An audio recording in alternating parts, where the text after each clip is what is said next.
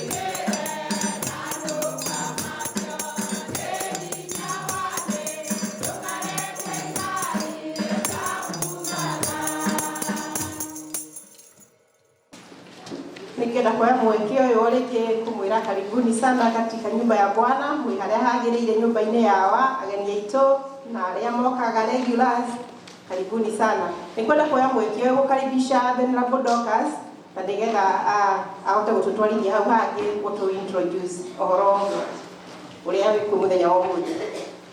magikika ni gukorwo kwina andu behind ara marutaga wira behind the scenes na kahinda gaka ni kwenda ku invite committee ya wellness and health na niguo moke niguo tutuikia kuma introduce tafadhali ukai mundu wothe uri committee ya wellness and health and wellness please ukai niguo tumu introduce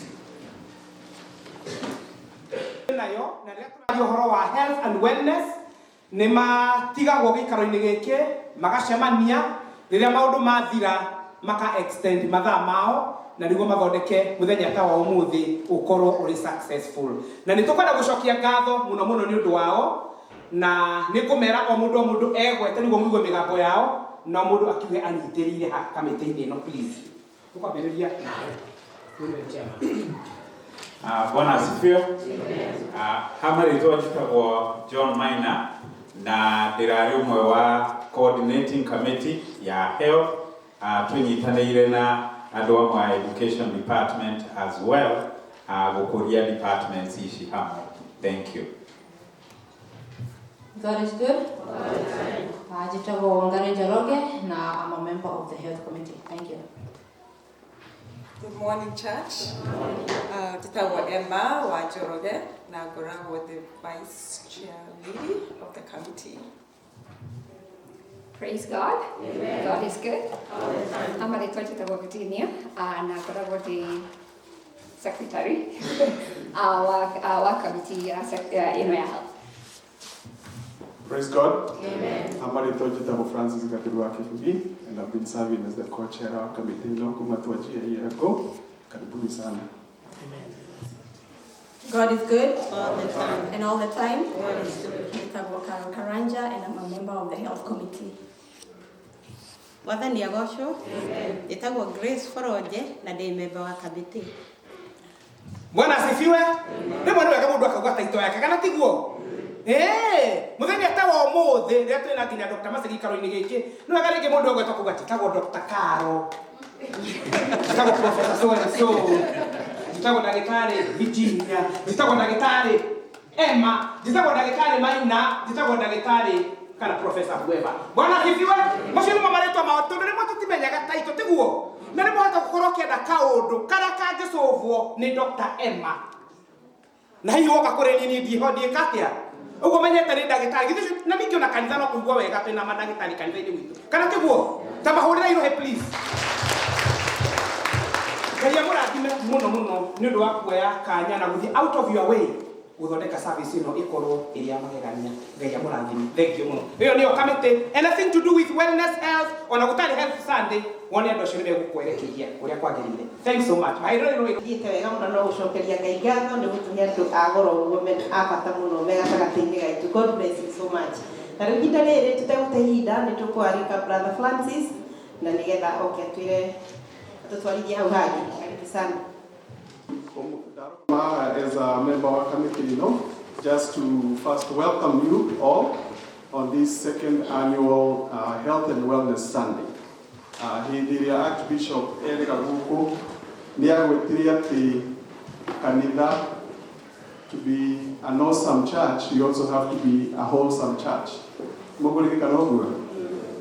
Koguo nĩ kuuga atĩ gũkorwo twĩ kanitha mũkinyĩru no nginya tũgakorwo tũnyitĩrĩire na maũndũ mangĩ na nĩkĩo mũthenya ta ũyũ wamũrĩtwo gũkorwo tũkĩigua ũhoro wa wellness na health tondũ harĩ marĩa maingĩ twagĩrĩirwo mĩtũrĩre-inĩ itũ ma kanitha, ma gĩthomo, ma mĩikarĩre, ma ciana mau mothe no maitũ.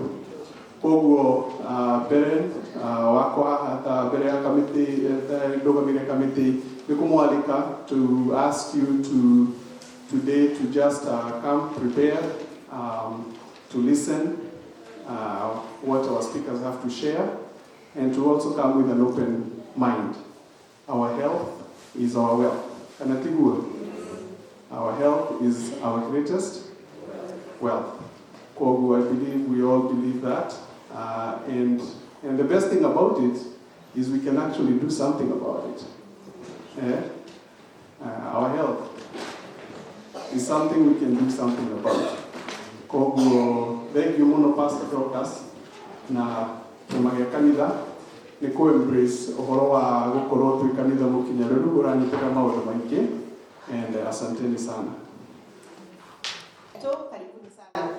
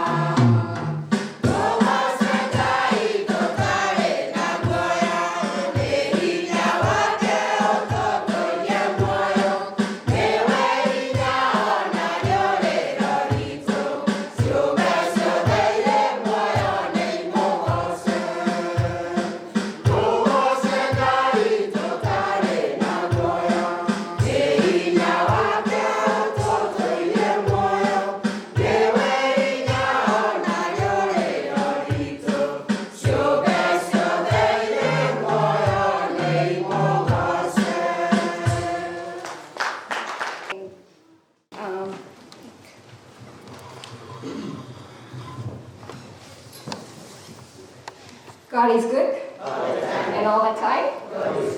Hama nitwa Titagwo Virginia Wanjiru. Jomo ni baba ne haha. Kana wa Kamotho haria thutha kana mama Abigail na Kelvin. And I am honored gukorwo muthi ndi haha mbere yanyu nigetha twaranĩrie ũhoro wa health and wellness. Oguo mwaigua our chairman aheana a brief message. Ũhoro wa health na mũtungatĩri no emphasize ũhoro ũcio wa health and wellness. Ĩyo nĩyo theme itũ mwaka ũyũ ĩrarĩ moving towards health and wellness. In a presentation, I'm hoping they will come up soon. So nĩgwaria ũhoro wa health and wellness and how we can, na ndĩrahopa atĩ ũmũthĩ our goal is nĩgũ challenge mũndũ who have the necessary steps to work towards your health and wellness. And somebody might ask, health and okay, now what's the difference between health and wellness? I'm sure you have. Health and equality. You're not sick, but wellness ni lifestyle, ni muikarire wa guikara undu ati maundu maria ureka every day ni mara improve health yaku nĩ mara promote health yaku, na nĩ mara prevent mĩrimũ. Nĩ twĩkaga maũndũ macio maingĩ, you know, we're good, nĩ tũthiaga physical, tũkarorwo, nĩ tũthiaga, nĩ tũheagwo vaccines, nĩ tũtwaraga ciana citũ cikaheo vaccines. No kũrĩ o maũndũ tũranindi kũ improve all of us, nĩgetha to not only to be healthy, nĩgetha to achieve wellness. Ũmũthĩ ngũmũtwara thukuru ũrĩa tũthomaga, so join me tũthome hamwe ithuothe. Na ngũrehe a case haha ya mũtumia. She's 45. Arĩa wamũria, I am healthy. Ndarĩ na ruo, ndanyuaga ndawa. Ngaraiga ndĩna ka stress kanini, nĩ wĩra, na ciana na mathabu na double. Ndi-exercisaga, ndirĩ na time. I eat a regular healthy Kenyan diet. And ekwa ndagĩtarĩ thaa ici nĩgetha ekwo physical exam. Inyuothe mwathiĩ physical exam mwambaga gwĩkwo atĩa ũtanonwo nĩ ndagĩtarĩ? Weight and height. They might mahota gũthima kana magakũria how tall are you? Mũtumia ũyũ wĩ haha ena 165 pounds. She's 5'2", 5'2" nĩ taniĩ, itarĩ na iratũ. Height na weight ĩyo ĩteithagia ndagĩtarĩ gwĩka atĩa? Ndagĩtarĩ oyaga height ĩyo na weight agaka kĩndũ gĩtagwo BMI, Body Mass Index. Ĩno nĩyo yugaga kana weight yaku kũringana na ũraihu waku nĩ appropriate kana ĩthĩ kana igũrũ. Ũgacoka ũgekwo vital signs, blood pressure, right?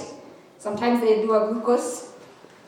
Ugekwo exam, agathikĩrĩria, you know, agathikĩrĩria lungs, you know, agekwo exam. Na mũtumia ũyũ witũ blood pressure yake nĩ 128 or 185. Exam yake arorwo ndarĩ na ũru, no kuoneka aroneka ena weight circumference ya 40 inches. That's a little bit, Alafu atũmwo labs, ekwo lab ici ingĩ ciothe nĩ njega, the only thing elevated nĩ cholesterol yake, the only thing ũronio haha nĩ cholesterol na HDL cholesterol.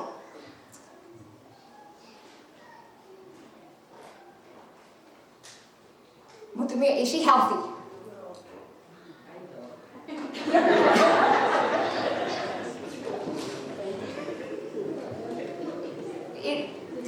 Is she healthy?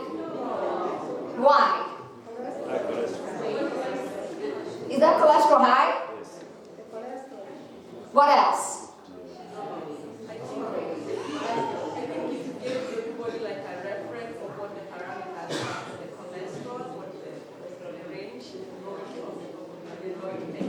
Okay. What I'm trying to emphasize here, this is a typical regular person, right? This is a typical person. In her name, general, everybody, most of us, this way. Weight here, 165 is really not the typical. That's a typical African American female. The height, the weight, and all that. That's just a typical person. Is she well? Description is she well? Why?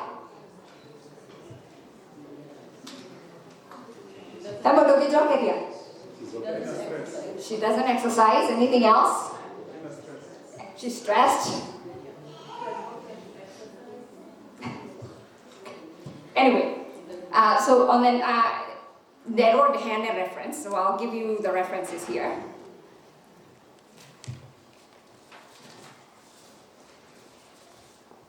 On the next page, Arawe 165. According to weight area 5'2", near that on the healthy range, Agarino 135 pounds. Right? Height yake na weight yake no computer ine either she's obese. How many people consider themselves obese? I challenge you to go put in your weight and height and look up your BMI so that they go where you are. The other reference is blood pressure. That gave blood pressure, but her blood pressure is a little elevated at 120 over 130. Show references. And actually, they recently changed 10 and 120 to 130 over 80 in our record of one normal, but this has changed just in the last few years. A normal blood pressure is less than 120. And then categories, so you get stage 1, stage 2. And we can talk about determine how blood pressure. Usually you have to,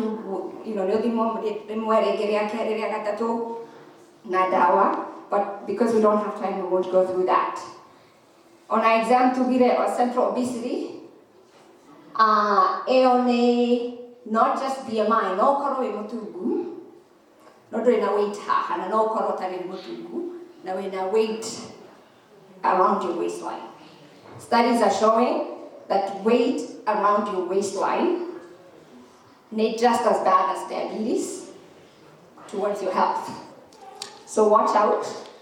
And the reference ratio, that's the goal, is for men it should be less than 40, and for women it's less than 35. And these are simple. You don't need to go to the doctors. Will be more you can get at home.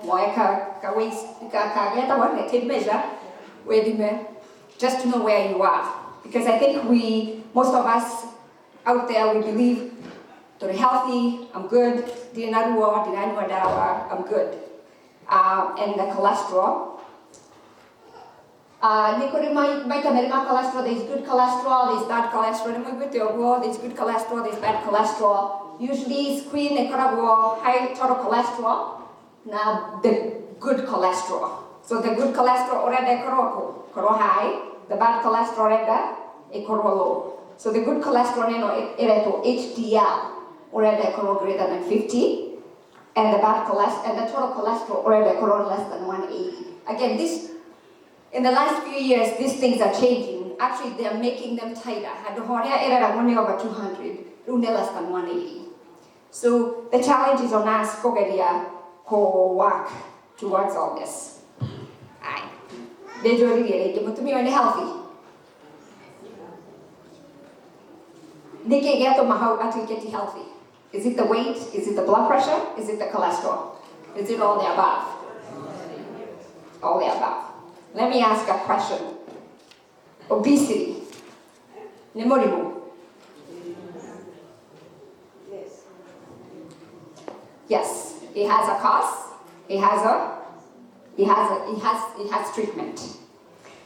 Now all those three things happen to me or sure, metabolic syndrome.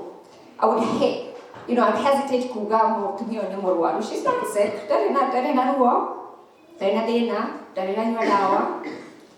but what describe weight, blood pressure, now usually cholesterol, beginning blood glucose, a metabolic syndrome. It is caused by and the risk factors, unless she changes, she'll end up with it. Unless she changes her lifestyle, she's at a great risk of getting diabetes and heart disease. Are these things reversible? Yes, they are. Mauduma more than no asijia, no prevent mauduma shio. I need to wake up here. I need to improve diet, improve diet, right? Diet you have to weight, they come na blood pressure, they go to stress, right? I need to exercise, I need to reduce stress. So to me, we go back to her, she said, she eats a Kenyan diet. What's the Kenyan diet? Is it good, is it bad?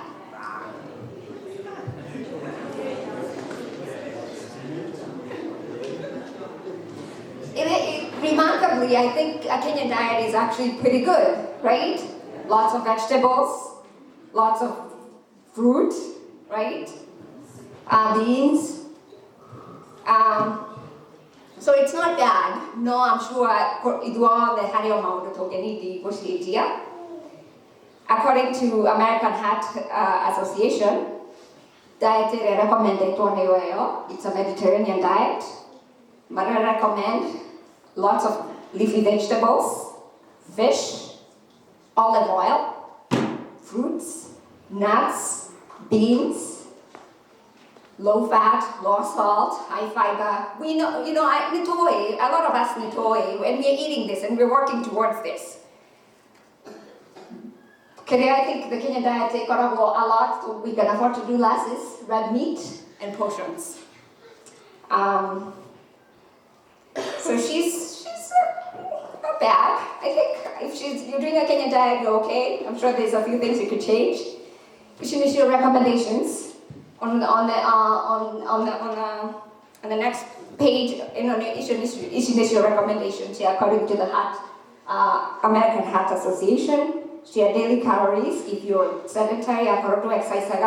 And on the other side, you should issue what you need to take every day if you're active and you're exercising every day. So why should we exercise? Awira, she doesn't exercise. Why? There's a lot of results. They've been proven, numerous studies. Benefits of exercise. They reduce heart disease, they do give blood pressure, diabetes, memory, sleep, mood, anxiety, depression, cancers, especially in women. Breast and endometrial cancer are well associated with obesity. So if you want to be well, if you want to be healthy, you need to exercise. How much exercise is needed? Must you exercise? If you're skinny and you're fine and you're good, do you have to exercise? Yes. Exercise is a must. How much? You need to exercise at least 150 minutes a week. According to the American Heart Association, you need to exercise at least 150 minutes a week. And this has to be moderate intensity, where your heart rate, why 220, where have your age yaku. So if you're over 220 minus 45, Iroka 180. Now need to co-exercise for 150 minutes a week, or do I think be above 180?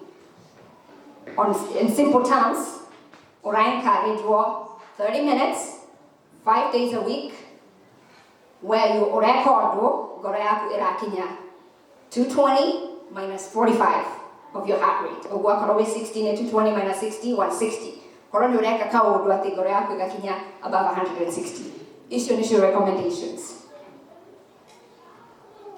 If I can't do the 5 days, the benefits, benefits. No. The benefits need additional. On a 30 minutes, not 2 days, not 5 days, even better. So the more, the better.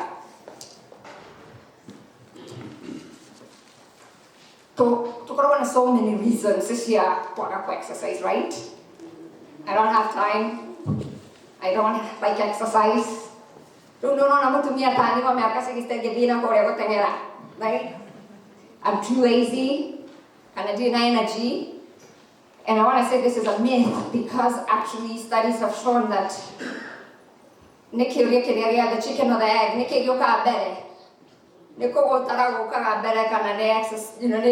the chicken or the egg, which comes first? Is it the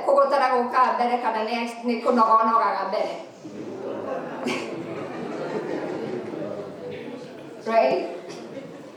Sometimes I don't have a gym membership.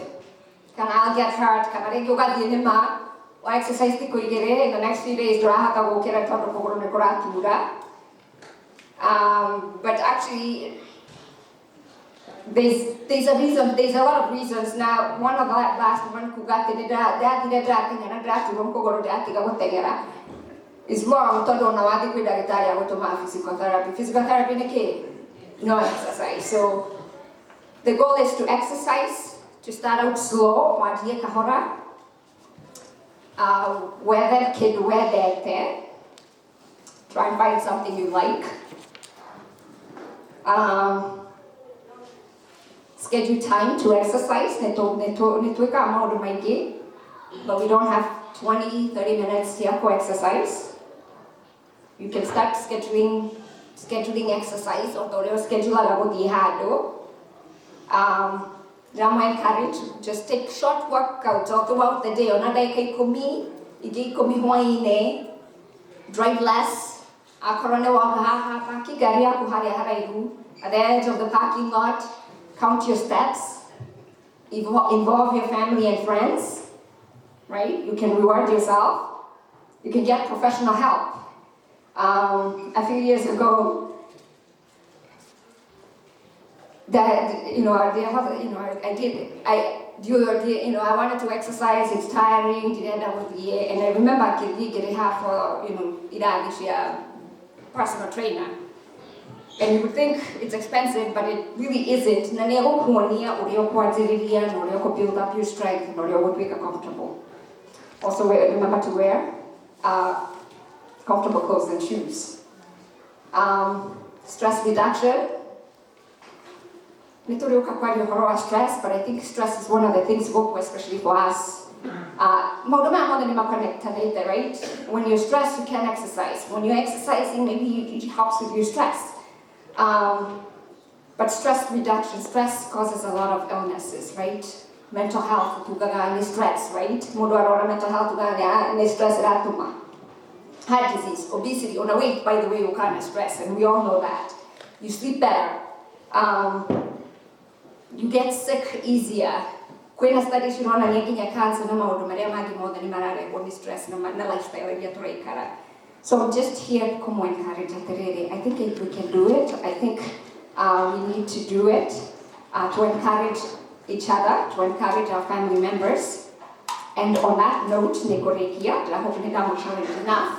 First of all, it doesn't take a lot. You might be there already. I'm healthy, because but those it's simple. So let's work towards that. And on that note, last year, we had just a little story last year, from the biggest loser. A group of ladies, lose weight, encourage on that diet, exercise. And they went on for about 9 months. We did walks.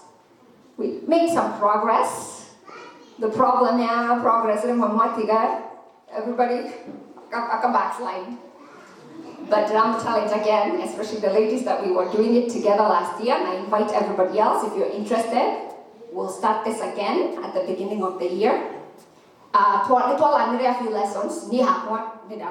lessons. Exercise is bound to fail. Weight loss is bound to fail. Just for weight loss and for looks. For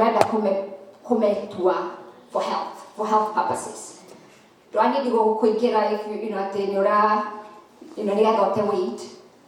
Join us together to get healthy. Together as a church, as friends, we can all move towards health and wellness. Thank you.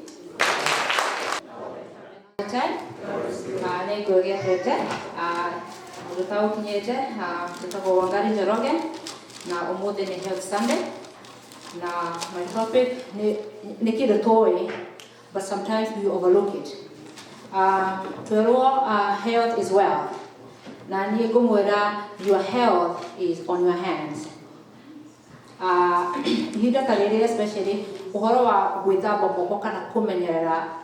nitoka kanitha mundu goko gitwaraga ngari ugoka ugakora mabuku me kanitha ndoi uria uma mbere yaku tukenyitirira ite tugacoka tukero tugeithanie ndirego ni uri kugeithania tukageithania ni ndu ikiria nguite ndio ikiria kuite tugacoka tukahoera madadi tukauga twathi kuria ki na turi bathroom cigana goko tutingiuga ati ithuothe ni turi hotaga kuraina haria ati o mundu agathie ethambe moko atanaria madadi.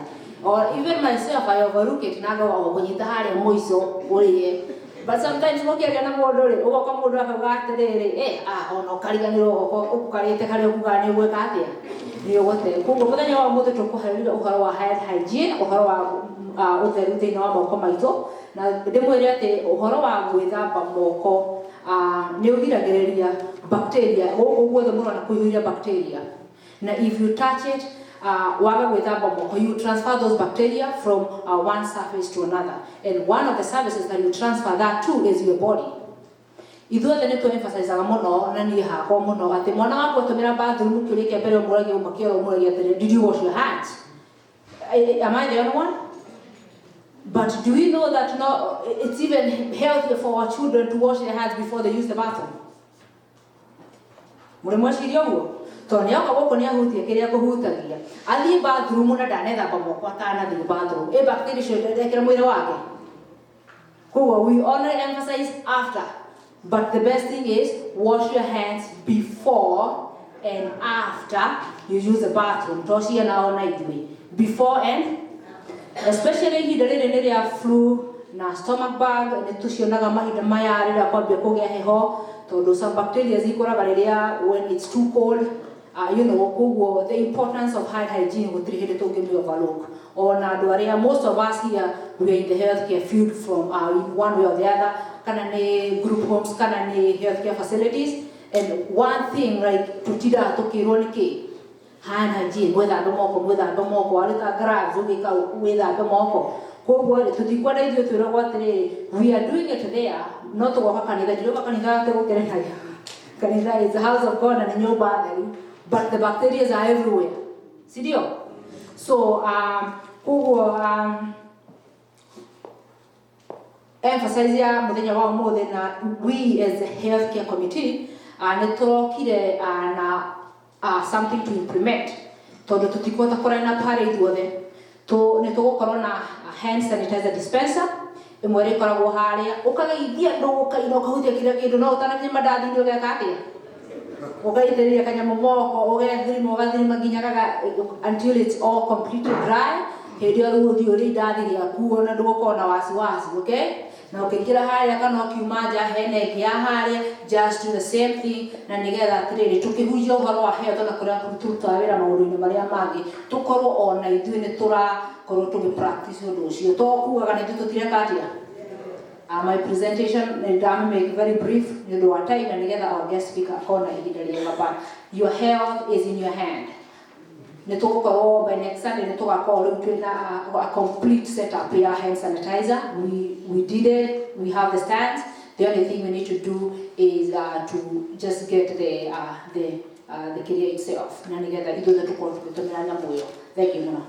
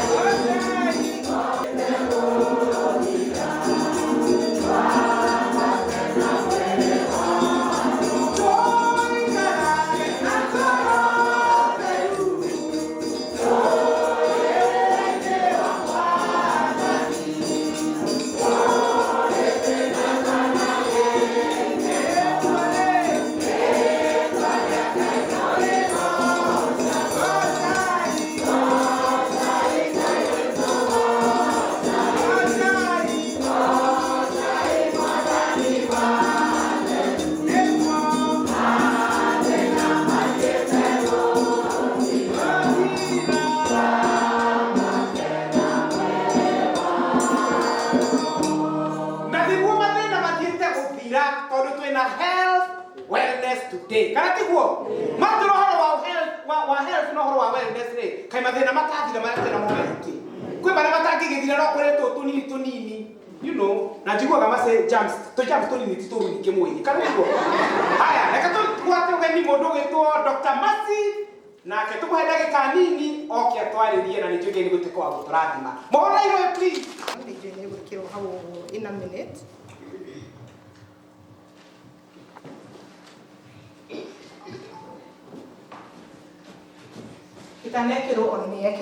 Itanekirwo reke introduce njuge o gukwerwo njitagwo Mercy Wanjiko wa Kamau na ndi wa itura riri njikaraga o haha Tonton. No tondu muthi ni tuchallenge-irwo ni Reverend Dorcas atwira tuage title citu na ni ndamia most of us struggle to say our titles coming from a place of humbleness. Tutigwa comfortable maybe guthina kugo kiugaga you are Dr. this and that. Niona ni njiraga just call me Mercy, but for the sake of maybe our youth we take the challenge. Yeah, maybe we need to be saying our titles, or together at least for our kids, maybe other people to look up to. So from that point of view, I think we take the challenge to be saying our titles, still remain humble, but maybe to say our titles to be examples to our kids. So itana di muno nego da kwa kusokia gabo muno kwa Reverend Dorcas na Church Council na kiama kia health niundo wa kuni invite na kuhe mweke wa ukaguko. Virginia, thank you for the call that you made. I always feel humbled with all. As I promised the last time I was here and the time before that, anytime mugekani patara, I am here, I am only a phone call away, and I can come and we can talk about whichever topic you would want us to talk. Na nibiaga giwogo ira turare na youth summit lowo ira organized on the Reverend Pastor Lucy na turare na ciana nyingi muno kuu na turahota kumathomithia umuthi ndi guku next Sunday ndirahutia Neema Church kwa Reverend Karimi no na kiregire ona ndenda uke bado wali horo wa health. So it is good to see our community embracing the fact that we need to talk about health in our churches. We need to invest in our health, and as only a few speakers who are before me, health is wealth. Health is wealth, and that's why we need to keep talking about it in our churches, in our community, everywhere we go. So today I feel honored to come and talk about this. Ndina muthuri na ciana igiri Amos na Shiko na AJ na nimanjirire ndimugeithie nimwamukira ngeithio ciao mutike ndume na ngeithi nigetha ndathikire na nimugeithio nenda kuigoza kari na maheni ugo ni gukinya ngeithi cianyu umuthi ngwaria horo wa health na title yakwa ngumita global health, and I will explain that in a little bit. And I'm happy that title yakwa na go to the next slide please. Topic yakwa na ya VG nishiatwarana tatu tireranite actually ni VG ajita ko ni invite ajirire come and talk about health muri kwenda ki specifically akijira talk about health in general ore othe kwenda na ndake na tondu ni ndona topic iri agia na ndarake jirita na kyo gukiuga na yako ni ciguthie hand in hand no na itana batondu muthi ni Sunday na tuikanithari itana thie muno ri.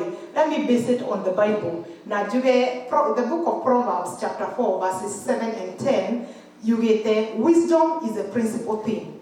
Therefore, get wisdom, and though it costs all, you will have and you will get understanding. And verse 10, listen, O my son or my daughter, and receive my saying, and the years of your life will be many. Dorcas ni kugete help ni based in the Bible as well. Tono kya tuikare to help. Ina na kinya Bible ni ratwira. Ni wega tuyoere wisdom. O kure you mate wisdom ya maundu mothe. Umuthi turoya wisdom ya help. Na ni wega tuthikiririe ciugo ici nigetha the years of our lives will be many, as the book of Proverbs says. I'll go to the next slide. I want to explain why my topic is global health.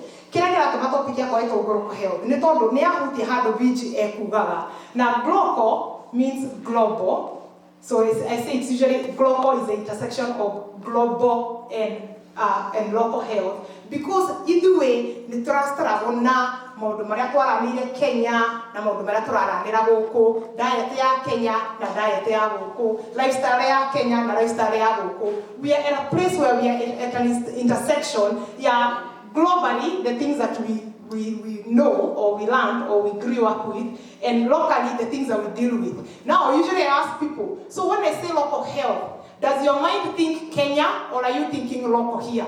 Which is local for us now? Here, exactly, here in Roko. Ruto gave me Ruraya. Ruraya Ruto Haneko. Actually, Kenya, if you think about it, it's kind of reversed, right? That's why I say it's like an intersection of, wait a minute, are we global, are we local, are we Ruraya, or are we, what is it? So you will find in many areas of our lives, we could the intersection of those two places. Now, having said that, is that they are good habits. Kenya that we need to keep. We need to keep. Also, there are bad habits Kenya stop. Likewise, in our local in the US, there are good habits that we have learned here in the US and we need to keep. But there are bad habits in the US that we need to stop, and I will tell you which ones they are. So what I'm trying to say, we need a global health, global versus local, global health. What are the things that we grew up with and we learned in Kenya? What are the Kenyan things that we need to keep? For example, your talk was very good, VG, and it's going hand in hand with what I wanted to say. When you say about a Kenyan diet, is it good or bad? Good,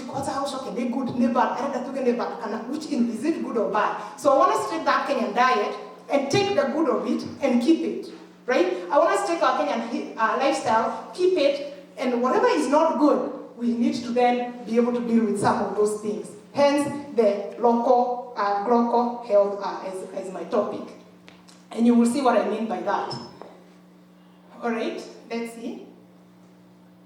Try to hit a few more times on that and get that radio fill up. Click a few more times, if you don't mind. Okay, if you can, that's fine. If it's not, it has a few more things that populate on that slide. If you can, but if not, that's fine. Basically, slide there, what it says, it's a model. You're not an idea. Try to back out of it and see if you can click it and see whether it will populate. But if it doesn't work, that's fine. So there are like multiple cycles out of that, multiple rounds out of that, right? The inner circle, which is what you see there, but there are more others there. Basically, your health is dictated by several things. Among them, your genetic makeup. Yeah, that for the most part, we cannot change, right? Maybe when diabetes has a family history. What's your family history, right? Your basic biobehavioral genetic makeup. There is that. But the next circle that is there, if you can't do that story, fine. I'll explain it. But the next circle out of that is what we call individual behaviors. Now we have to dwell on, and it's actually what Vijay was talking about. That outside of what your genetic makeup is, yeah, keep going, yeah. Yes, exactly. Thank you. So there is the genetic makeup, then there is the individual one, is what Vijay was talking about. That is where we can make the biggest difference when it comes to health, because it is what me as an individual can do for myself as far as health is concerned. The third one is family, social, community. That's something we do as a community, our diet as a community. The outside one, the green one, is living and working conditions. Where you live and where you work could have implications on your health. Do you live in a place where you can find a place to exercise? You can walk on the street? Is there a gym where you live? So those things have my effects on you, where you live. The last one is about policies. There are policies that affect us. For example, here in the US, do we have health insurance? What does your health insurance cover? Vijay talked about a lot about things that are changing within the last few years. Like recommendations, health insurance, for mammogram, you have to be above 40, or for you to get this and that test, you have to be a certain age. Those are dictated by policies. And you can see a lot of those things, when I'm control, insurance mammogram every year every 2 years. They are beyond me. However, I do have control over the individual behavior.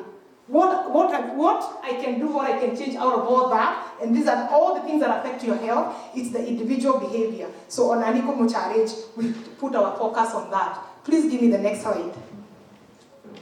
One of the things that I want us to do today is to have a paradigm shift. This picture, I took this picture myself in Kenya, in my primary school, when we went for one of our medical missions, the Todiaga Medical Missions, Kenya. So one of the medical missions that we went to my primary school. Throughout primary school, obviously, but one of the things that made me think, wow, that is unique, and I had a paradigm shift then, and I'm hoping we're going to have a paradigm shift today. What, out of that picture, do you pick anything that is maybe out of the ordinary, anything that you notice? Do you notice anything looking at it? Don't look too hard, don't look at their faces, it's not the face, it's just something that maybe comes out of you. Anything? Yes, somebody said it, I went to this primary school from nursery school to standard 8. I wore this exact same uniform, it had never dawned on me, even for one day.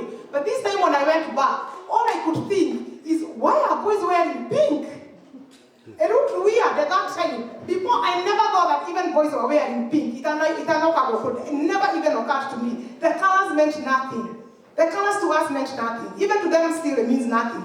Not that they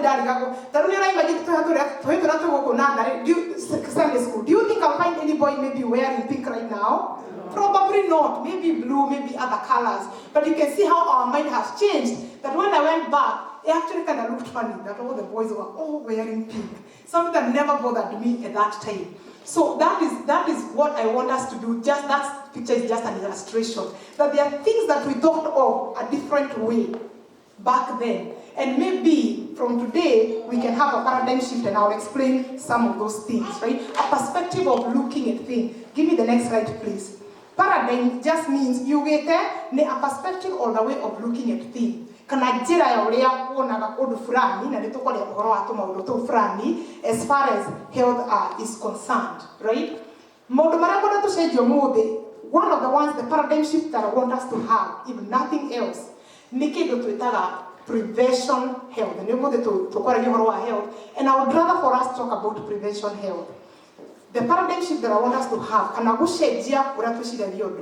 all of us who grew up in Kenya, we grew up in a system that believes healthcare system near modo emorwaru. We get sick, then we go to the hospital, right? Physical, right? That's what we should be doing. No, what we Kenya. Kenya, in Kenyan terms, if you meet with someone what is the first thing you assume?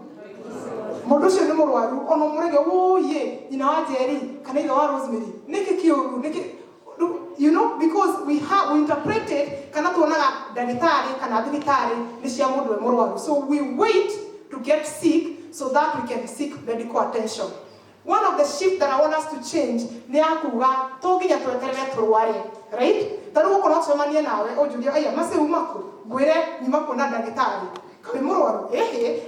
I'm just coming from my physical. So we need to change. 4 weeks ago. And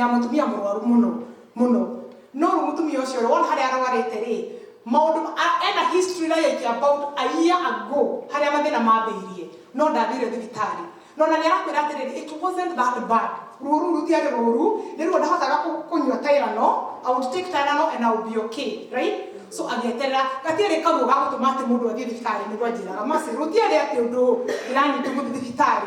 did she do? She waited. She took Tylenol over and over again until we really get by the time I get obviously only too advanced. So right now the cost of treatment is so much more than what we could have done had she gone to seek medical attention a year ago. But because our system teaches us in Kenya that you have to be very, very sick to go to the hospital, that made her wait. Now, and paradigm shift to focus on prevention. Prevention means that prevention is better than cure. Prevention is better than cure. We say that a lot. Prevention, not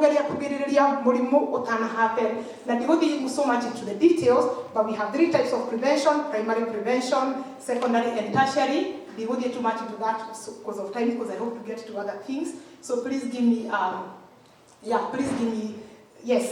Primary prevention, kugeria kurigiriria murimu utanoka ta maundu maria twaro ni VG that were precise. Healthy eating, exercise, as she talked about, no smoking, no harmful use of alcohol. Kuno kuga ndirageria gwika maundu maya nigetha ndikarware. Right? This is a lifestyle that I want to do so that I can keep healthy. Na VG ni atwaririe horo wa the difference between health and wellness. Right? Na kunywa your vitamins. I always encourage people, take your vitamins, because although we are trying to eat fresh fruits and vegetables, it's hard for us to consume all the nutrients that we need in our diets. So I always encourage people, take your vitamin. Take your vitamin. Not even have to use a vitamin. Yeah, but you every day. Please do take your vitamins. Now vitamins buy over the counter, right? So that you can make sure not only and try to eat fruits and vegetables and all that. Take a multivitamin. To minerals, not to viral story, the nutrients you can get into your diet, you can supplement that with at least taking a vitamin. And that is for prevention purposes, primary prevention. Please give me the next slide. Secondary prevention. You get to 3 types of preventions. Secondary prevention.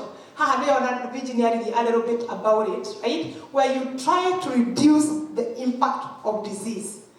One of the things that I want us to understand, Mudaita, it's something that if you've heard me speak, you probably have heard me say this. Know your baseline. Baseline ni kugaterere. Weta modo na nieta modo hakwa individually.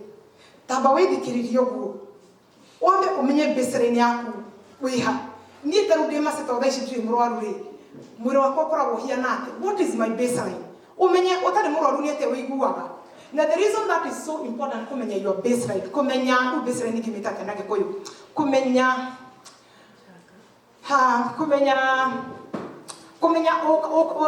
o kawaida waku urakora as far as health is concerned, rira we kawaida ri ukoragwo ukigua tia nigetha wamenya ngamenya niguo ngoragwo taruo niguo ndiraigua ndi masi right now. This is my baseline, I feel good. The importance of knowing your baseline nigetha rucio rungiri kaundu kangigathie wrong, we mwenyewe rutigororego ni viji kana masi kana ndagitari waku, we mwenyewe ni ukeira something is not right. Ndiriagwo mutwe githemba kiu, kana nda yakwa ndituraga githemba kiu, kana mugongo wakwa ndituraga githemba kiu, kana kaundu kau ndaigua haha uguo tadaigua tagathundu haha uguo ri ndakaiguite, right? Allow me for us to be able to speak a little bit more openly, right? Na nikio rutwerago do some of these self-examinations. Ona wewe menye nigetha ukahota kumenya how something is not right. Atumia twerago tugeka self-breast exams. Nigetha wahutio guo ri ukaigua how gonna kalam. I don't remember that last month. What is that? Don't ignore it. I would rather you call your doctor and say, I need to come in for a checkup. So when we talk about things like breast cancer, cervical cancer, prostate cancer, maundu maya mati hapenaga overnight. Ikoragwo a process. Murimu ukoragwo ugusemete kahora. Na ni kuri signs and symptoms iria if we pay attention, we may be able to discover them. How do takuigwa we na ram? Ukajukera dagitari tanora haha. That could have been could be breast cancer you're trying to prevent. Not to kaigino kaundu kugetiaga gikuraga. Athuri na nitokari horo wa prostate cancer example. We menye nigetha umenye unduire waku, o kawaida waku koragwo hana atia. Nigetha muthenya uria ugathie bata uigue ni menyerete rĩrĩa ndĩ kawaida ndathie bata thiaga wega garikia, right? Ugo nĩramenya ugo nĩguo thiaga nigetha rũcio rũngĩrĩria ũgathie bata wĩigue marathie makauma magatiga makauma hanini gathuma makaima hanini magatigithia you will start to question, because you will say, when I go to the bathroom, that's not my baseline. You'll be able to know your baseline. Now when last year, I think it's last year, or actually it's early this year. Ninamutumia ngimurora maitho make ngimwira nyina wanga neti kugwatana ndaga ikora guku tono wa itora riri ritu nyina wanga nia he atiriri maitho maku ri we kaundora igwa we sawa kijira raigu he sawa angĩmwĩra atĩrĩrĩ maitho maku rĩ nĩ ndĩrona ta maranĩri kũrorwo. Why? Tondũ mũtumia ũyũ rĩ maitho make they are yellow, and when I mean yellow I mean yellow, like ndamũrora gũkĩrĩa nĩ ndĩrona something is wrong.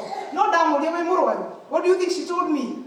No, ndarĩ mũrwaru tondũ ndarĩ raigua ruo, tondũ ndagereire kũmũria nĩ ũraigua ruo kĩ? Aca ndiraigua ruo. Ona we mwenyewe as a matter of fact ndamenyete maitho make mahiana bright yellow, nĩ ndamwĩraga.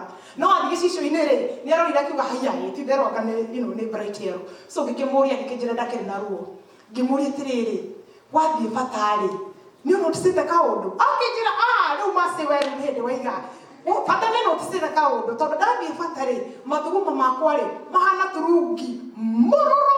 Nĩguo anjĩrire. So she had noticed that but she didn't know that may mean anything. Ngĩkĩmwĩra gwĩka ũguo ĩ ũgũthiĩ kwĩ ndagĩtarĩ ũmwĩre agũceke. Would you know? Thank God she took what I told her, and as a matter of fact nĩ ndetire mũtumia ũrĩa aroragĩra ciana ngĩmwĩra nĩ ndĩrona mũtumia waku na maitho mau make nĩ ekwenda gũcekwo nĩ ndagĩtarĩ, nĩ ũkwenda mũtware thibitarĩ. Thank God nĩ amũtwarire. Anyandĩkĩire mũthenya ũngĩ akĩnjĩra nĩ ndwarire nyina wa ng'ania thibitarĩ na kinya ndagĩtarĩ atwĩrire nĩ tuoka right at the right time tondũ ena mũrimũ no nĩ hota gũkabĩchwo. Mũtumia ũcio nĩ athondekirwo. Right now she's fine, we meet with her and she's fine. It turned out okay. But what I'm trying to say, it is good you know your baseline. Nĩgetha kaũndũ gathi off kana no kone mathugumo ũrona it is a different color kana there is hena thakame kana nĩ mairũ mũno kana no igo ina lamp kana no igo ora flow yaku ya maybe gũthuguma it's not the same kana whatever the case might be, whatever is off your baseline, please seek help. Some of these things I tell people, signs and symptoms. It's actually good to have signs and symptoms, and I'll tell you why.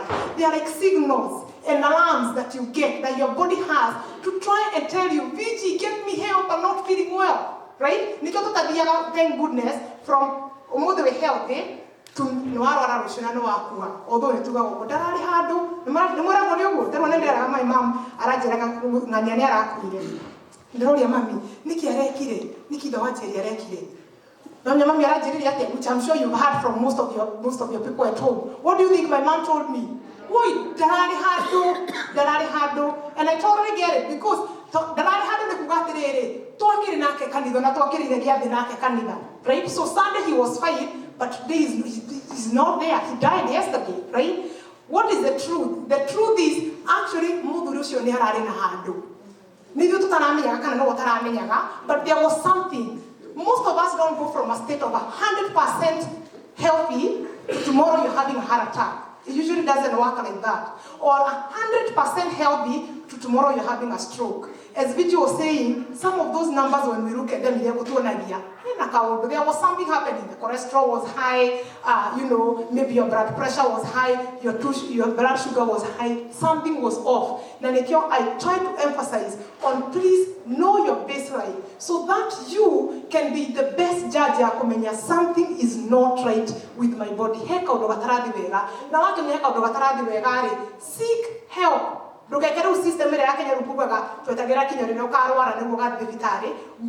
there, right that moment, so that you can be treated. In the US, there are good things. Is that we have good healthcare system here. Most of us have insurance. And in Massachusetts, thank God we live in Massachusetts, we have free care. Yes, we still have free care, right? Marcel and others. So most of us in this room should have insurance, and if you don't, ask us for help. Right? Ask me, the health committee, and we can be able to help you because you should be able to get insurance. You have a chance to go to the hospital where now most of these things, thank goodness you're in this country, because when captured early, those things can be treated, right, VG? That's what we do. When it's captured early, we can treat it. Even if it's cancer, heart disease, diabetes, whatever it is, captured early, it makes all the difference, the stage at which we have captured that disease. So in that, having talked about baseline, there's a couple of things that we need to do. Screening. Screening, physicals. For women, if you're above 40, and I can see women here who are above 40, your hands up. But if I was to ask, all the women who are here and are above 40, have you gotten your mammogram done? Hopefully the answer is yes, but if the answer is no, why not? Go get checked so that you can know so that we can know your baseline. And I'll tell you why it is important for us to get things like mammograms checked at the age of 40 and above. Pap smear for us at the age of 21 and above, it's good. Colon cancer for age of 50 and 75. Hey, I got 50, have I gotten my colon checked? Prostate cancer for men, age of 45 plus. Now these are numbers, I'm not going to go so much into the details, you have to explain the numbers. But one of the things that I would like to challenge you, and thank goodness, you could have the results, is when you go to the doctor, now doctor, your blood pressure is this. Question them. Tell them what is that good or bad? Because your doctor and so many of us here in healthcare, every day, you don't know your blood pressure, the 120 over 80 day. Just what to expect, I can understand that they know that whether that's bad or not. Your blood pressure is 120 over 80. No, how do I mean? Ask your doctor. So is that high? Is that low? What is that? So that the doctor can take the time to explain. Because what happens when you deal with something so many times also over a long period of time, you tend to think that's a language that everybody understands. And us who are in healthcare can say we are guilty of that. At the beginning, and I'm using you a lot as an example, so hopefully you don't mind. No, blood pressure 180 over 76. No, mutige. Niami nyo wana weka kana neo, tuona hata viji maha hai, na jeka blood pressure. Ni adiga jirane no, gushira jera udena na blood pressure. But that's not what you said. But the number you gave him, he didn't know whether that was good or bad. So we need to go to the next step, go explain whether it's good or bad. And for you guys, you get no challenge. What are your results in your doctor? Ask them, tell them, is that good or bad? Cholesterol 185, is that good or bad? If you don't know, please take it upon yourself. Be your self-advocate, your strongest advocate and advocate for your health. No, okay, PSA no prostate cancer, 2.5. What does that mean? Is that good or bad? So that they can explain for you, it can make sense. This is I think this was over the summer for a cookout. Mercy, actually it's a young person just like one of us who Mercy, hey, I went to the doctor. Now my doctor Lipitor. Lipitor need dawaya, for those of you who don't know, need dawaya to treat cholesterol. No need to come in you are.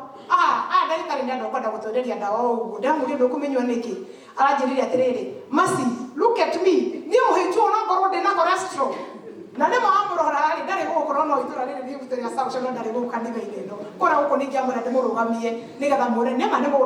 Slim in figure yake wote modo obese kana mutugu rurariga kwaterere why would I be taking dawa cia cholesterol na niona dikire mutugu ta ndora nyona gaguku right? So misunderstanding na biji ndioririe wega mutumia uria kana cholesterol yake no bia mundu akore mutugu nigetha akore na cholesterol asha. But kana we mutugu kana we munini, if you have high cholesterol, it can do as much damage whether you are big or not big. So don't, and again, so these are some of the things we misunderstand. Yakuga, good or bad, kana kuga cholesterol ya doria tu kana tia doria. If they don't follow the advice of your doctor, please. Wahe o dawa, uria dawa ni yake, like I said, be your own advocate. Try to understand dawa no wahe ni yake. What is it for? What does it treat? Niga bakota to understand. But dawa wahe o dagitari, menywe according to the way it is prescribed. Menu according to the way it's prescribed. When I have eaten fatty food or anything like that. Please give me the next slide. Follow the advice of your doctor. How we want you get go for your annual physical. Be compliant. These are the things, so I will skip that. Heart disease, diabetes. She talked about that, depression and anxiety. So please give me the next slide. All right, Tertiary prevention tutikwarĩrĩria mũno, no tertiary prevention ya kuga nĩ soften the long part of disease. Already nĩ ũrwarĩte twariga rwa primary, secondary, tertiary nĩ ya kuga already wĩ mũrwaru, already mũrimũ waku rĩngĩ nĩ advanced na nĩ ũranyua ndawa. So we try to lessen the impact of that disease. We are not going to talk about that much. The rest of the time that I have left, I want to address this slide. This slide, I call it a cultural paradox. We are in a place, where we find ourselves in what I call a cultural paradox. A paradox means nikaodo can have two different meanings. The same thing, but could have two different meanings depending on how you look at it. Right? Oh, worry, it is one thing, but if you look at it this way, it may mean something different. If you look at it a different way, it means something completely different. That is what we call a paradox. Now that is in a cultural paradox. Meaning, meaning one thing. When we are here in this country, they mean something totally different, right? Kenya, the same thing. And I have an example for you guys here. Okay. What is this? In on this order. Soda Kenya, yari a sign of affluence or poverty. Affluence. Christmas. This was a Christmas deal. It wasn't an everyday deal. This was only for Christmas, right? Kana maybe their holiday. Kana maybe konyuko inageni. Nego tuani wageno. Nita nina my brother to mawoko gora soda. Nagi kreti. To naga terere nega that any bus maki go to kimaduka kogora soda. To diago bonake kigabaka nega diga kabaka kacha kacha kacha. Because it was actually it meant something. It was a sign of affluence. No go for example, is this a go in the US that drinking this, does this mean you're rich? Is it a sign of affluence? Actually not. So it's the same thing. Ya Kenya nekaga wow kwaya ni atogui atena ni manyuaga soda ona muthenya utari wa Christmas. What? Kama ya togua right? This thing now, in fact, it is not. It means nothing. In fact, in some sense, kunywa soda mono is actually a sign of poverty in a way because it's cheap, and maybe you cannot afford maybe juices or something like that. So soda gogo is clear. It doesn't matter if Massachusetts it is not a sign of affluence at the otoga. The other thing, Kenya tunaga soda tari kindu kiega, right? Wow, Kenya mundu ni akenaga kimenyua. Egoko in the US knowing what we know right now. Soda ni kindu kiega, help from a health point of view. Soda ni kindu kiega, and let me tell you. This soda right here, and I encourage you to be reading, now that we're talking about health, I encourage you to be reading as much as you can, to be reading food labels. What is included in it. Particularly look for your sugars and fats and all that. I'm going to talk about sugar. So they're not in 39 grams of sugar. 39 grams of sugar. Now, sometimes they have to come in 39 grams of sugar. What does that mean? Let me tell you, if you drink one of this is the amount of sugar included in a soda. This is the amount of sugar in a soda. Now, the problem is, yes, I see you opening your mouth, yes. This amount of sugar here, how are you? See what they are like? I can see them. This sugar, this bottle here, has this much sugar in it. Now, the problem is, most of us, the people who drink soda, don't actually just drink one in a day. They drink multiple. They take one in the morning, one after every meal, when you're walking around, they take multiple of these, right? So for everyone that you drink, this is how much sugar, precisely how much sugar it is in here. So this is not, although we thought it was a good thing, it is not a good thing. Studies have shown, I know I got to studies, some of them, that actually, for those who drink soda, if they stop nothing else in their diet, if they change nothing else but remove the soda from their diet, what do you think happens? They lose weight and their health improves. Why? Because I get a soda every day. How much sugar are you removing from your diet? That's twa sugar. Without soda, they did a study, they told people do not change anything else in your diet. The only thing you're gonna change, you're gonna replace the soda you drink with water or don't drink soda at all. And they lost weight and their health improved. So my challenge to you, Reverend Docas, na toire permission yako challenge na. Aikoro ihana nyo nyuaga soda. Damuthaitha. Tiga kunywa soda. This is not good for you. As much as we know, we knew it as a good thing in Kenya, it is not good for our health. It has too much sugar. So we challenge in our health.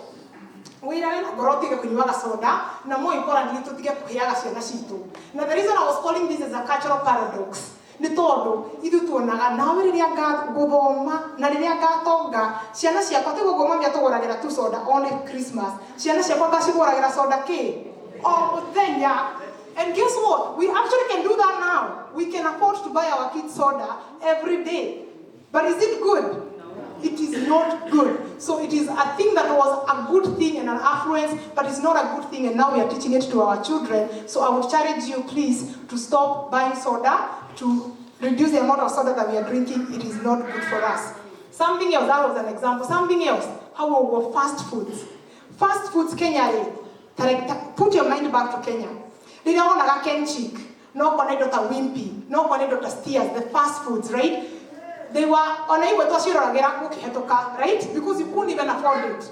You couldn't even afford the fast foods back then, right? And right now, actually, in Kenya, we have Burger King. Do you know we have Burger King in Kenya? We have KFC in Kenya. We have all these fast foods here. They are now open in Kenya. The only difference is, when we were in Kenya, the Wimpys and the Steers and all those fast foods, they were for the rich, right? It was actually a good thing. Right? Wow, that thorough date, I don't know, Steers, kana Wimpy, kana whichever, kana Fish and Chip, whatever the place was. In the US, McDonald's, Joroge, do a mother shumuna no mutora date McDonald's. Is that a good? It's not a good thing. But in Kenya, it means something totally different. I happened to be in Kenya the week that KFC opened in Kenya. And usually the Kenyan Nigeria to my nieces and to my nephews, what do you want me to do for you? What do you think they told me that day? KFC. Why do you need to we know go to KFC? But to get a big deal. KFC to no. Do you know we lined for 2 hours in KFC? In fact, I challenge people.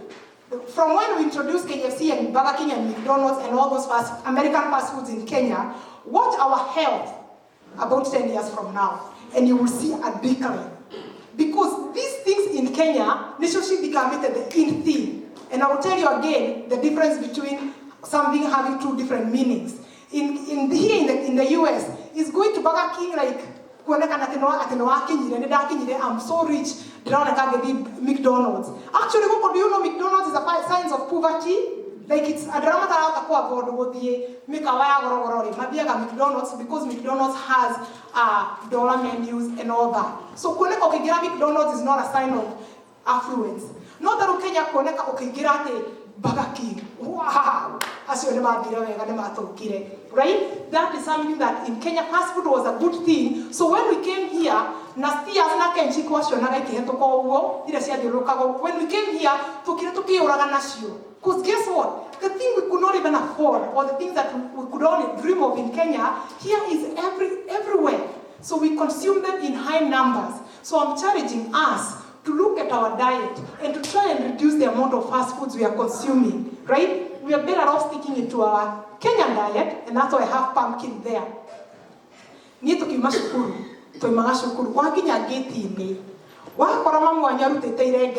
What did you do? How are you feeling? Oh, man! Oh! Try again and again. Did most of you think that? Oh, man! Now, now that we know what we know, pumpkins are actually very good for us. In our Kenyan diet, among the things that I was saying, we actually need to hold on to what is good. Now that I know what I know, the young market basket, stop saying shop, now I go looking for it. The same one that I was going like, pumpkins again, right? the things that we did not think tuonaga tarĩ cia thĩni. Ona even when you went to school, mũndũ akũria, Joyce, mũrarire kĩhũa-ĩ, akorwo nĩ marenge, waiguaga ona ndĩrenda kuga marenge because it was looking like it's nita cia thĩni or something like that. But now we need to go back to that. Our Kenyan diet that Viji was showing us earlier, we need to look at that Kenyan diet na tuiurie what is good in this diet and what can we keep.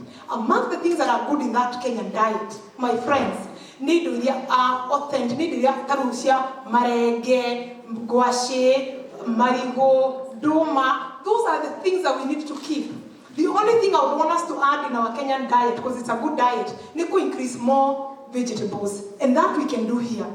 Kuria twakurĩrĩire twariaga ngima na nyeni, no nyeni ciakoragwo itiarĩ nyoneki ũguo, so to speak. Ũguo wekagĩrwo gĩkima kĩigana atĩa? Kĩnene. Ĩtũ nyeni twakoragwo twĩ tũnini. In fact, mũndũ araga atĩrĩ, no mũthĩ tũnyeni tũtingĩ, mũndũ arekĩrwo twa kũhutithia. Ũguo woyaga ngima, ũgakũmba ũguo, ũkahutithia nyeni-inĩ, ũkarora kana nĩ yatuĩka ngirini. Wona nĩ yatuĩka ngirini-rĩ, rĩu ũkarĩa. So the amount of sukumas were not even as much as there should be. So the one thing I would encourage us, no na gũkũ rĩmwe nĩnyonaga nĩ twĩkaga ũguo, ngima nĩ nene na tũnyeni nĩ tũnini. The reason we grew up like that is because we probably could not afford enough sukumas at that time. Kuga they have the plate is vegetables, ati o mũndũ ekĩrĩrwo nuthu ya thani nĩ vegetables. Because twagayanaga kũringana na ũrĩa twakĩiganaga na ũrĩa cionekaga. But here in the US, can everybody be in your house afford to eat mwaruga ngima ũgekĩrĩra kamotho, handũ ha gwĩkĩra kamotho tũnini atĩ no ahutithirie ũguo gakima koneke nĩ ka ngirini-rĩ? Can you afford now to give kamotho thani yake korwo nĩ half veggies? Yes, we can. Now we can. So it's some of those things that I would like to challenge us. We keep our diet, but we reduce the amount of maybe carbohydrates because our diet is heavy in carbs, right? But maybe lower in vegetables. I would like us to reverse that. But again, remember, part of why the diet that was heavy in carbs was okay in Kenya, my friends, we used to work very hard. That diet that was heavy in carbs was, thank you. That diet that was heavy in carbs, we were utilizing it. No ruthe ishitwa kiria gikima kingina tonyeni tunini ri. Gime nitũrarutaga Kenya. No, but most of our work tukoragwo tũikarĩte thĩ, tũtiwokaga as much as we used to walk. We used to walk to school, we used to walk to the farm, twatindaga tũkĩrĩma, tũgĩtua kahũa and all that. We were doing a lot of manual work that now we don't do. As a matter of fact, like Viji told us, exercise. Our jobs do not include exercise or do not involve exercise. So we need to make sure we are addressing that, right? So keep our Kenyan diet, go back to our Kenyan, but maybe increase our vegetables there. The other thing that I want to talk about is drinking. We need to be mindful about our drinking as far as health is concerned. That is something that has become, an issue. So make sure you do not use alcohol in a harmful way. The other thing that I wanted to mention as I try to wrap up here, for example, depression. We talked about that yesterday. We've talked about that here in the past. Viji talked about the stress. If you are becoming so stressed because of different things here and there, whatever the case might be, now where something is not right, like I said, know your baseline. Seek help. There is nothing wrong with seeking help. Now, yes, I feel like I'm getting overwhelmed. Unfortunately, we are getting to a point where this is now becoming a problem in our community that is resulting into things like suicide. We are having drug abuse, suicide. Didn't we just lose a boy the other day in Worcester? Right? Actually, in law, after I gave my speech yesterday was mental health. One girl, I don't even know her, came to me after and said, "Can I talk to you?" And I said, "Yes." She said, "You know that boy that killed herself? That boy is in my school. This girl is from, goes to UMass Amherst, right?" And she said, "That boy was from my school, but I'm glad you're talking about it because now we are so confused, we are so stressed out there, nobody's doing anything about it." And so she was now struggling with dealing with the fact that they just lost somebody in their school, but also dealing with some of the stressors. So I'll finish by saying this. Our kids are getting to where they're going to college. Check out on them, especially Ratoratoma, Magadi, Masham, Asna, Kodoko, other state. Check on them. Make sure everything is okay. Nega tutika ko tumana mwanane to amoto mashukuru, ako very stressed, kana maybe like it happened recently, unfortunately here in our community, she committed suicide in school or elsewhere. So we need to kind of keep a watch on that to make sure we are giving these kids the tools they need to survive out there, and to also identify, again, like I was saying, the cultural paradox. When we were 18, but we were able to handle the stress and the amount of responsibilities that we had to do. Shukuru, Mawera, Nina Vigito, Tarawera Nake, in a group home. We understand that kind of stress, but it's proving more and more that Shanira Toratoma, especially college, our teenagers and our kids in college and in high school, maybe they're not able to handle the amount of stress and the amount of responsibilities they have like we had. So we do have a responsibility to check on them and just make sure everything is okay. As overwhelmed as they are getting overwhelmed now. Gokinyahau, I would like to tell you, like I always say, I hope you walk away with just one thing. Know your baseline. You're going to do this and the other. Don't keep it for yourself. Whatever you learn, by the way, I learned that soda has too much sugar and we need to reduce the amount of soda. Whatever you have learned today, I will challenge you. Go tell it to somebody else. Let's pass this one along. So please, and if you need help, reach out for help, either from me or from anybody in this church who can help you as far as your health is concerned. Thank you very much. May God bless. I will be here to take questions at the end. Amen. Share what the Lord has given unto you. Don't you have any other church? Especially as Kenyan community. We thank God for everything. Thank you. We need to go our leadings.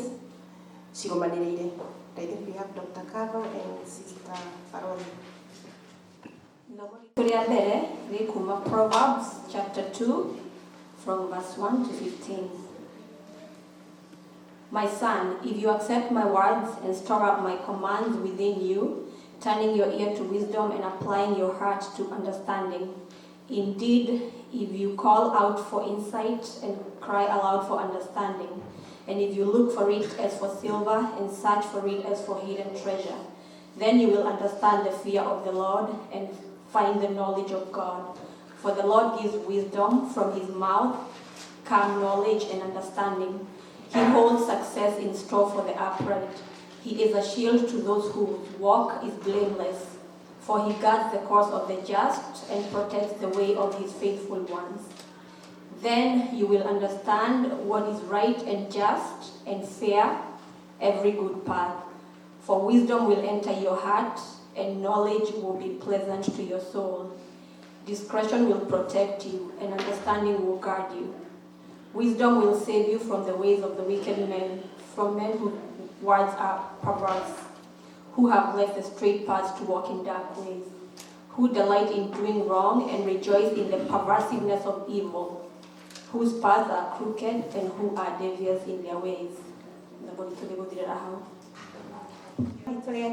Kuma ibuku rĩa Luka 17 kwambĩrĩria 11 nginya 19 agũthoma na Gĩkũyũ. Na rĩrĩa Jesũ arĩ rũgendo-inĩ rwa gũthiĩ Jerusalemu, nĩ agereire mũhaka-inĩ wa Samaria na Galili. Rĩrĩa atonyaga gĩcagi-inĩ kĩmwe, nĩ atũngirwo nĩ andũ 10 marwarĩte mũrimũ wa ngothi. Nao andũ acio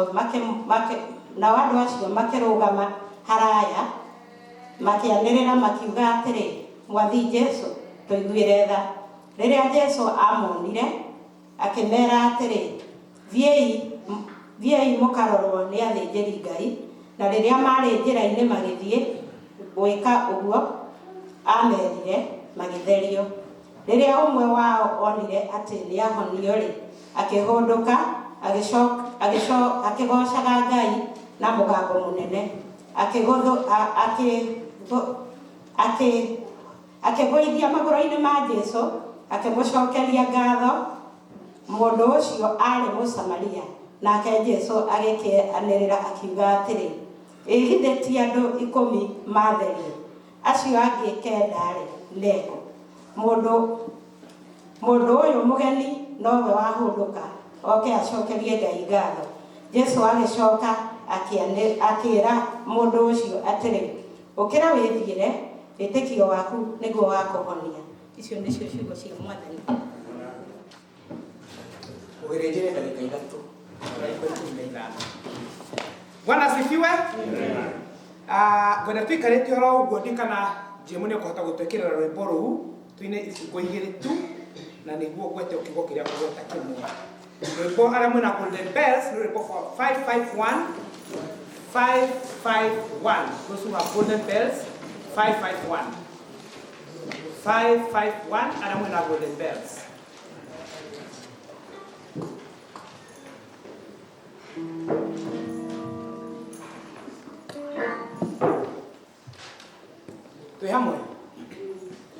When upon life's billows you are tempest tossed, when you are discouraged thinking all is lost, count your many blessings, name them one by one, and it will surprise you what the Lord has done. Count your blessings, name them one by one. Count your blessings, see what God has done. Count your blessings, name them one by one, and it will surprise you what the Lord has done. Number 3. When you look at others with their land and gold, think that Christ has promised you his wealth untold. Count your many blessings with wealth abide. Your reward in heaven or your home on high. Count your blessings, name them one by one. Count your blessings, see what God has done. Count your blessings, name them one by one, and it will surprise you what the Lord has done. Amen. Next year, Dr. Masaya to Health Sunday. You have a lot of information, and your health means a lot of information, and probably probably the whole service. Now you go to Korobina to time we are last time. Do you think it's enough with what she has? It is not enough. So when she had to promise her a longer time, Torana Guiwaga Urukira, Egere Ukotina, Gaiware Urutodo, Dream still Oriona, a lot of information that I need to know. Not to get your hair, let them walk in a Roshini. Dika ni tharo sibiri no hota gukira na uhakira kuria kuina miri yogu. Uta wikara. No wikara thukio hakira tu. No wina miri no hakira tu. Dile wakira rushini ukore urageria kuhakira tu no ndukihota no wikarire thi kana uturie maru. Umenya wina ki? Wina thino thie wone ndagita ni ndikana no hote enyewe. Niguge gwicigo ndikana hote.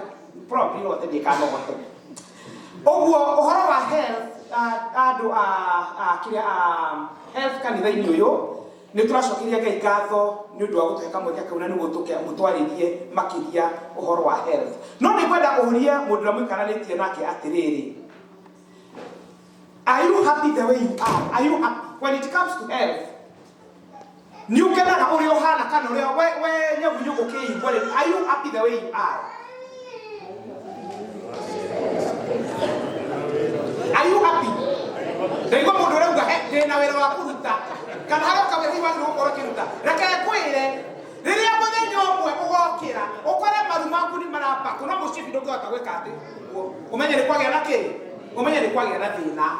Oguo it is a priority. Thikũ ici njuka o muthenya ndathie wira-ini mwarimu utuko ona thikũ ici ndiugaga hayo nginyite kainji karia gatari ga kuigua heho. Oguo ndakinya wira-ini utuko nginyaga thaa 4 ithaa rigima gathiururuka na to building nene gathiururuka na bashira na mwere gakunyira ni murata tikita kauru tiguo kawitire gathira thirite ndirenderete guo kauru katari kega.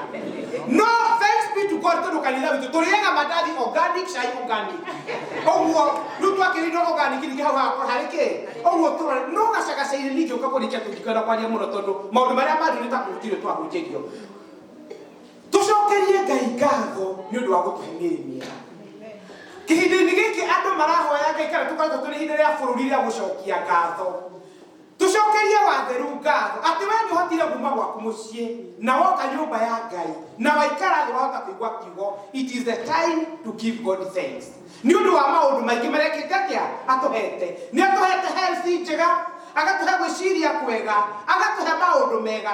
Mũhunjia wa rũciinĩ egũtwĩraga atĩrĩrĩ mahinda maingĩ nĩ marĩa tũkoragwo tũgĩ-complain. In fact aririe tũmaũndũ tũingĩ tũrakwendaga kũgweta atĩ mahinda maingĩ nĩ gũ-complain wagokĩra rũciinĩ rĩngĩ ũga-complain nĩ ũndũ wa ũyũ, ũga-complain nĩ ũndũ wa mũndũ, ũga-complain rĩngĩ nĩ ũndũ wa wĩra, ũga-complain rĩngĩ nĩ ũndũ wa ciana. But we still have a lot that we can thank God for. Na nikio ibuku-inĩ rĩa 1 Thessalonians chapter 1 verse 17 yugaga atĩ give thanks to God in all situations. Maũndũ marĩa mothe tũrĩcemanagia namo mũtũrĩre-inĩ tũgacokagĩria Ngai ngatho. Na twacokeria Ngai ngatho nĩ egũtuĩka wa gũtũrathima. Ngona gũkũririkania ũhoro wa mũndũ ũmwe tondũ gũcokia ngatho gwĩ bata mũno. He mũndũ wĩtagwo Jona. Na Jona rĩrĩa atũmagwo nĩ Ngai nĩaregire gũthiĩ kũrĩa atũmagwo nĩ Ngai.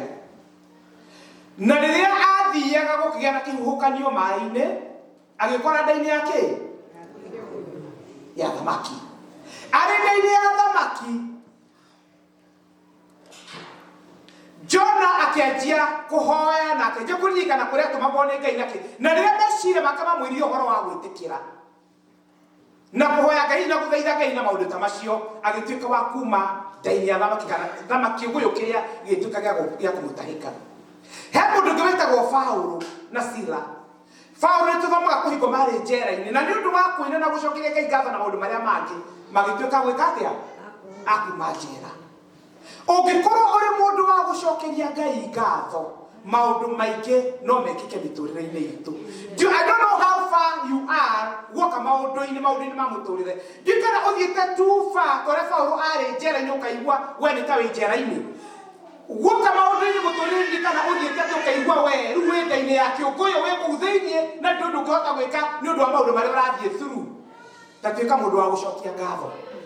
Give thanks to God in all situations and in all circumstances.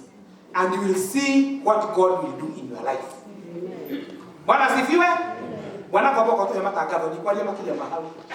Yona tadaikane ateri ame wone gayo heana ukaera Jehova gaire yane munyamaru nare yane muraru nare yane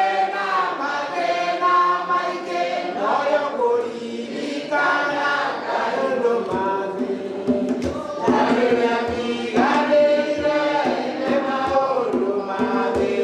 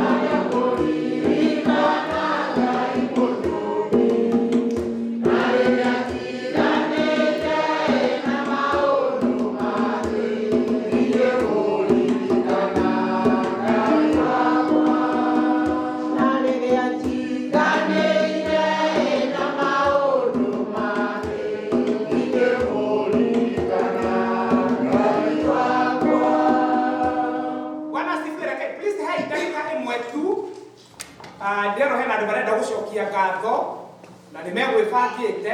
Reke tũikare thĩ tu please ndagĩka ĩmwe tu mwĩtĩkĩre tũhe ndagĩka ĩmwe na nĩguo tũmahe kanya. Mwathani twakumia mũno ndamũgeithia amarĩtwa njĩtagwo James Ndung'u na nĩ ngatho gũkorwo twĩ hamwe na inyuĩ.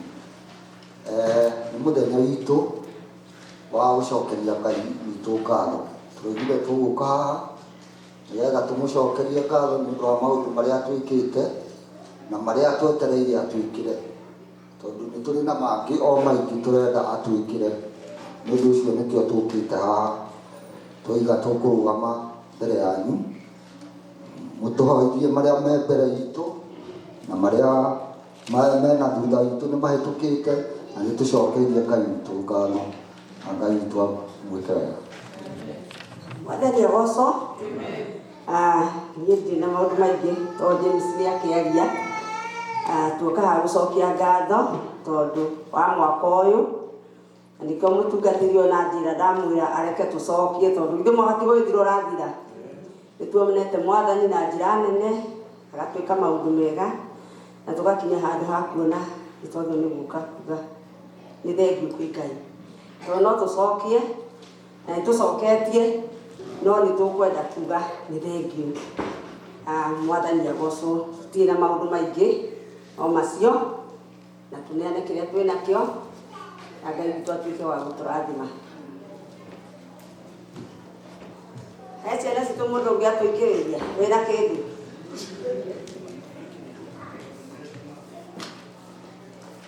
Obati nĩ wega.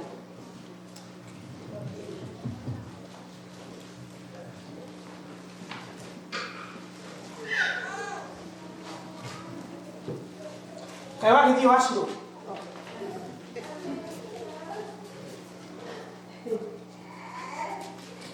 Bwana asifiwe.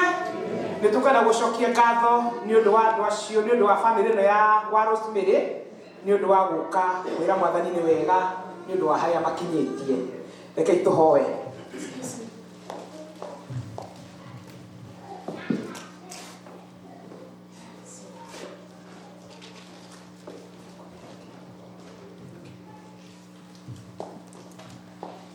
Thank you. Rekei tũcokie ngatho. Mwathani Ngai ithe witũ, nĩ tũkwenda gũgũcokeria ngatho nĩ ũndũ wa famĩlĩ ĩno ya ithe na nyina wa Rosemary hamwe na ciana ciao. Nĩ tũragũcokeria ngatho tondũ nĩ moka haha mbere yaku Ngai ithe witũ gũkwĩra nĩ wega. Nĩ ũndũ wa kũrĩa marutĩte ona kinya harĩa Mwathani ũmakinyĩtie Jehova wa makinyĩ Ngai. Nĩ tũragũcokeria ngatho Mwathani tũgakwĩra ũthiĩ na mbere Mwathani kũmarathima ona kũmeka wega baba. Na maũndũ marĩa magweta marĩ mbere yao rĩ ũtuĩke Mwathani wa kũmonekanĩra. Nĩ tũragũcokeria ngatho kahinda gĩkĩ Mwathani ya gũcokia ngatho nĩ ũndũ wa mawĩko maku Jehova, tondũ ratũra tũtikanariganĩrwo hĩndĩ o ĩmwe gũgũcokeria ngatho. Kĩrathime famĩlĩ ĩno Jehova, maũndũ marĩa mararorereria Mwathani gwĩka, marĩa Mwathani mareciria na maramatha Mwathani mwega, tuĩka Mwathani wa kũmarathima na kũmateithia. Na nĩguo na mwaka ũyũ ũgĩthirĩrĩte na ningĩ makĩambĩrĩria rĩngĩ mone hinya waku na mone guoko gwaku. Thank you nĩ ũndũ wa ciana iria ũmahete, thank you nĩ ũndũ wa the entire family, nĩ ũndũ wa mawĩko maku. Na nĩ thĩinĩ wa rĩĩtwa rĩa Jesũ Kristo Mwathani tũhoya na tũcokia ngatho. Amen. Mwathani ngatho ici na tithes ici ciarehwo nĩ andũ aku, tũkwenda Mwathani gũciamũkĩra na gũcirehe kũrĩ we Mwathani mwega. Na nĩguo Mwathani cituĩke cia gwĩtĩkĩrĩka maitho-inĩ maku Ngai. Na ndungata ici ciaku Mwathani nĩ irutĩte mawĩra mao maingĩ kuma Monday nginya Sunday, makaumagara magacoka na ũkamahe indo Mwathani mwega. Na nĩ monete ici Mwathani cia kũrehe nyũmba yaku Ngai ithe witũ, nĩ tũgũgũcokeria ngatho. Rathima mawĩra ma moko mao, rathima mĩhuko yao Mwathani mwega, ona arĩa marehe ngatho ciao quietly Mwathani mwega baba, na marehe tithes ciao Mwathani mwega Ngai, amũkĩra indo ici Mwathani mwega ituĩke cia kũruta wĩra waku nyũmba-inĩ yaku. Na weka ũguo baba ngumo na ũgoci nĩ gũtuĩka cia gũgũcokerera we. Na nĩ thĩinĩ wa rĩĩtwa rĩa Jesũ Kristo Mwathani twahoya na twacokia ngatho. Thĩinĩ waku Mwathani na twarekereria tũrĩ thĩinĩ waku, nĩ tũragũcokeria ngatho nĩ ũndũ wa gũtũteithia na gũtũrathima na gũtwarithia na njĩra nene. Nĩ tũigua maũndũ maingĩ Mwathani marĩa twerwo ma health. Tunakuomba ya kwamba Bwana ukatusaidie na ili katika maisha yetu tunapoishi hayo mambo ya health yakawe ni mambo nambari moja katika maisha yetu. Tunaomba ya kwamba Bwana ukazidi kutusaidia kila moja, na haswa wale ambao wako na challenges katika maisha yao, ukazidi Bwana kutusaidia. Tunaomba ya kwamba Bwana utupatie wiki njema iliyojaa baraka zako. Tunaomba ya kwamba Bwana utakapoenda hapa na pale, kazini, shuleni na kule kwingine, ya kwamba Bwana utapata kutuongoza. Na tena tukipata nafasi ya kuja siku ya Jumapili, tutaendelea kukushukuru na kulinua jina lako takatifu. Tunakushukuru kwa sababu ya kamiti ya health ambao Bwana umekuwa pamoja na wao na umesimama pamoja na wao. Tunakushukuru sana. Hebu kaendelee Bwana kuwabariki na kuwa pamoja na wao. Na ni katika jina la Yesu Kristo aliye Bwana na mkombozi wetu. Amen. Because everything has actually been said. Na hakoni gushokeria andu othe ngatho ni undu wa gutukiriria na niguo tuote kwaria maundu maya ma health. Na tumeambiwa ya kwamba our health is our wealth. So mwaka uyu githie guthira tugithondeka maundu matanya ma mwaka ucio ungi twikire uhoro wa health hari iguru, na ndeto yo ni gututwara wega. Na ni ndirenda gucokia ngatho nyingi muno kuri the committee that sat down to organize all this. And this committee includes some people from the education department and others from the health department. So we work as a team so that we can grow these departments and so that they can serve our members here. I also want to take this opportunity to thank those who presented here, from Virginia to Maggie to Dr. Massey. Thank you so much, because what you have said has really empowered us. Na mundu ndakaigweta thutha muno ati tondu maundu mau mario ringi nda exerciseaga ndekaga uguo ngi riu ni hindi ya kwanjia undu uriku ucio. Na twanjia haha tugikinya mwisho wa mwaka ucio ngi twakorwo turi andu very healthy. Koguo ithuothe agorithia mairu ithano thie ago ni makinya 10, but as long as ni ureka uguo we are moving forward. Na koguo twitikire kuga we are going to move forward, because our health is our wealth. Uguo twikire muno muno. Then ngirekireria ngauga ati ni wega muno andu aya twinao guku na no matwaririe anytime. Andu mangi organize mauge ni turenda kwariria uhoro fulani muno, to mwaka twararie o rimwe thiini wa mwaka. No tucamanie Jumamothi, no tucamanie Kiumia thutha wa kanitha na twarie maundu mau niguo ithuothe tuteithike. Uguo niguo ingienda kuga. Otherwise, on behalf of the team that organized this, I really also want to thank Venerable Dorcas, because she has such a great vision of this church. Whether it is in education matters, health matters, spiritual matters, we really want to appreciate her for giving her time and dedication to the progress of this church. Koguo ni kumutigira hau na Ngai amurathime. Ni ndagitari wa dagitari ta Dr. Massey na Virginia and the team, ni dagitari wa githomo. However, we work together, isn't it? Koguo ajuria cia flu no jage kumenya, no ajuria cia githomo, I can tell you more than enough. So God bless you. Na tutarikia fiu Dr. Emma na kiru ni hindi ya wira uria twero tondu ago ni urenda flu shots uko haria thutha, ungienda gucekwo glucose uko haria thutha, ungienda gucekwo blood pressure, you know, twero tumenye baseline etiguo na mundu wa baseline ni haha, ugo tumuone haria thutha. Ngai amurathime. Asante. Of our Lord Jesus Christ, and the love of God, and the fellowship of the Holy Spirit be with you. And now may the Lord bless you, and may the Lord keep you. May the Lord make his face to shine upon you and be gracious unto you. May the Lord lift his countenance upon you and give you peace. And the blessing of God Almighty, the Father, the Son, and the Holy Spirit be upon you and remain with you, faith family, now and forevermore. Amen. Please,